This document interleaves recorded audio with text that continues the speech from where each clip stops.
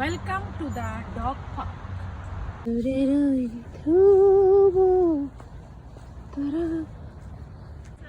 আম্মাকে দেখতে ভাইয়ের অ্যাপার্টমেন্টে এসেছি।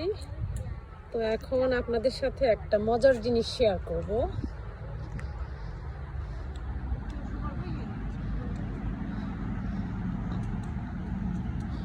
জায়গার স্বল্পতার কারণে বাংলাদেশে বাচ্চাদের জন্য এখন খেলার জায়গার এত অপ্রতুল যে খেলার মাঠ বলতেই নাই। কিন্তু আপনাদেরকে আজকে একটা ফানি জিনিস দেখাবো। হ্যালো আসসালামু আলাইকুম, আমি শিউলি, আছি আমেরিকা জর্জিয়া শহরে। আপনাদেরকে এখন নিয়ে যাচ্ছি ডগ পার্কে। ভাবা যায় যে কুকুরের পার্ক এটা। Welcome to the dog park. আমেরিকায় আমি অনেক পার্ক দেখেছি যেখানে মানুষের সাথে সাথে তাদের প্যাটও আসে, কিন্তু এই প্রথম আমি দেখলাম একেবারে আলাদা করে ডগের জন্য ডগ পার্ক করা হয়েছে। তো এটা দেখে আমি কাইন্ড অফ এক্সাইটেড। চলুন ভিতরে গিয়ে দেখি কি ধরনের রাইড আসলে রাখা হয়েছে। এখানে দেখছি হাই জাম্পের মতো কিছু একটা রাইড, তার মানে এখানে ডগ জাম্প শিখবে। আর ওইদিকে হচ্ছে গোলক ধাঁধার মতো একটা, মানে এটার ভিতর দিয়ে হয়তো ডগই জাম্প করবে। প্যাট ওনাররা এই সকল রাইডের মাধ্যমে তাদের প্যাটের ফিজিক্যালি মেন্টালি স্কিল বাড়ানোর জন্য ব্যবহার করে থাকে। তো আমি এখন বের হয়ে যাচ্ছি পার্ক থেকে, আপনাদেরকে দেখাবো ডগ পার্কের অন্যান্য এরিয়াগুলো।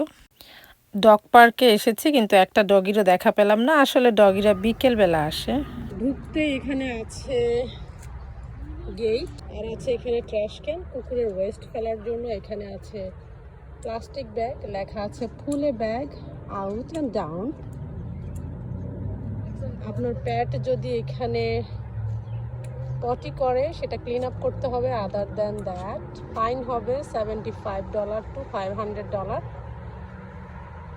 তো এই হচ্ছে অবস্থা। এত বড় মাঠটা হচ্ছে কুকুরের জন্য, কুকুরের খেলার জন্য।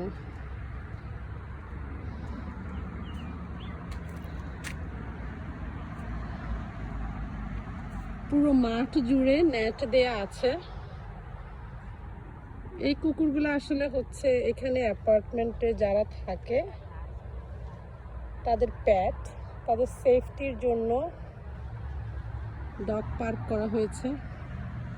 দেখা হবে আপনাদের সাথে অন্য কোনো ফানি বিষয় নিয়ে। সবাই ভালো থাকবেন। আল্লাহ হাফেজ।